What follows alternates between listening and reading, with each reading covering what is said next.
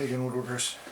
Alright, so same jig when I was talking about using the the stopped dado, and so in this application I'm going to be doing a sliding dovetail here, and there's a couple ways that we can do this or think about it, but this would be super helpful if the material that you want to put a sliding dovetail into is too large, too long, too wide, too whatever, to fit onto a sled on a router table.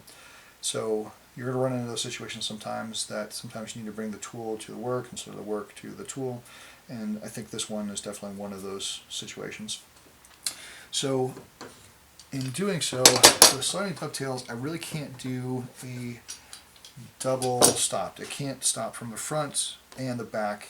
I have to go all the way through the back and then go to a stopping point, which I'm going to mark off here a little more clearly, because I need somewhere to slide that divider in from. And if you don't want to see it from the back, there's a couple of ways of doing this, but what I'd be tempted to do before I did this cut is trim off, just rip off a little section here all the way in the back, save that piece, do my sliding dovetail thing, and then once my divider is glued into place, I can also glue that little back edge back into place, and then you won't see it from the back. It also helps to lock that sliding dovetail thing into place.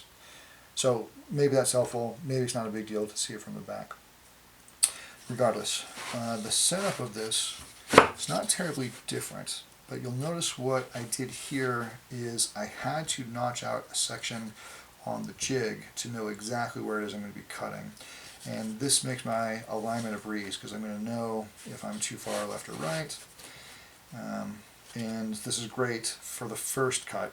If I use this jig a bunch of times and I notch out these cuts, or this spot, that's going to get wider, it's going to get deeper.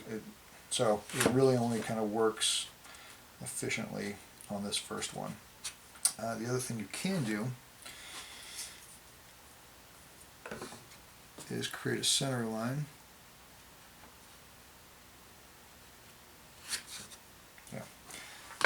So I have a center line on the jig, and every time that I have a center line on the corresponding piece, I can kind of tweak and line these things up. There's obviously a gap here to worry about, but with this I could extend my square from the jig to the center line of my material, and then that way you know exactly where this is going to go. Okay, so not a lot of changes as far as the process of setting up here goes, but we do need to talk a little bit about how we start this cut. And with a dovetail bit, it's a little bit different. So I'm going to need to dial this thing in, get this piece well mounted, clamping, as we discussed last time. I've already put the bit into the router, obviously, otherwise I couldn't have gotten to that. I'll do that off camera.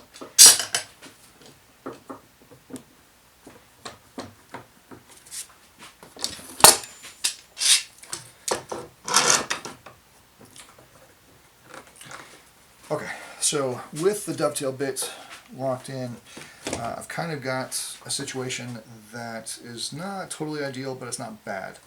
It just means I have to go a lot slower with this. So with the shape of that dovetail, I only have one shot at this. It's not as though I can go, I can't go maybe an eighth of an inch down, run this all the way across, and then go a little bit deeper, because every time I'm going to start to have the outside edges of that dovetail shape cut at that elevation, and then if I sneak it down, I'm cutting it. It just doesn't work. So what I need to do is plunge this down to my final depth before this bit makes contact with the material that I'm going to use for my final project. And if I've done that, then I'm locking this plunge base in, then I can go all the way across. Now, this jig is super helpful for holding this router into position while you're doing that. if I were to do this with just one of these boards into place, so let's say this one was gone, anytime that bit runs into a different density of wood, or I go too fast where it can no longer clear the chips based on the speed that I'm pushing this, then this thing is going to start to come away from whatever the guide is. So by having guides on both sides, I'm really locked in, which is good. I just need to go super slow down and then forward, which is what I'm going to try to do now. Because my dust collection worked so horribly last time, I'm going to try it again and give it a second chance, because I really want it to work. Okay, here we go.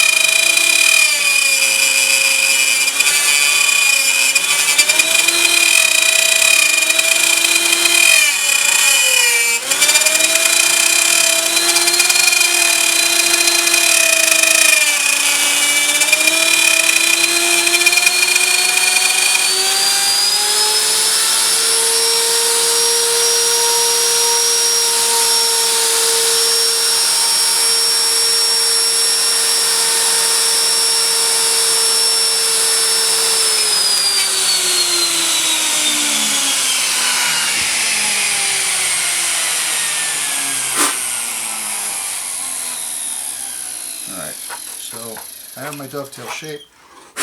However, I couldn't go all the way to the end because my jig started to raise up a little bit, and I saw that after I started my cut. It might have been doing that all along. But I'm going to correct this and finish out this cut. Hopefully that all makes sense.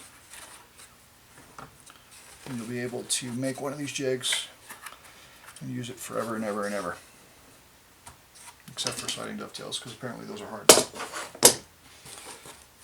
Yeah, alright.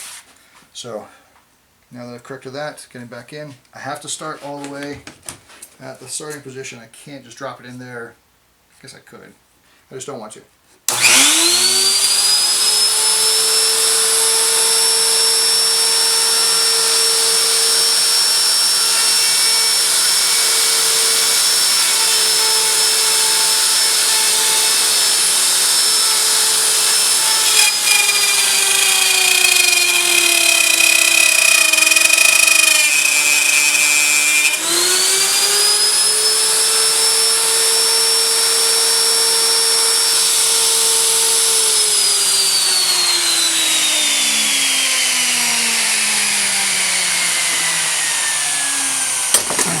Alright, success. Alright, so hopefully this makes sense. I will go ahead and continue to make all of these cuts on the other pieces. I assume I'm going to need one of these on the other side. Where are you? There you go.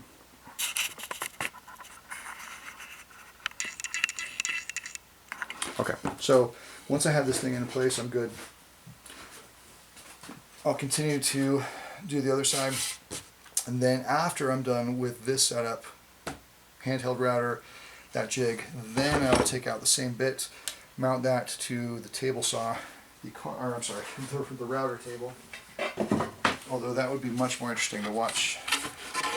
Put a dovetail bit in the table saw and see what happens.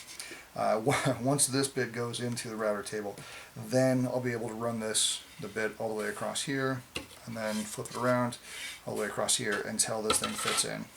I'm going to have to remove some of this front edge of this piece because I need to have the piece slide to align with the front, or whatever I can get. If you have an obstacle here like a door or something, then I won't be able to get the full width. But anyway, that's the process. Hopefully this is helpful in understanding a little bit more about this jig and sliding dovetails. Thanks.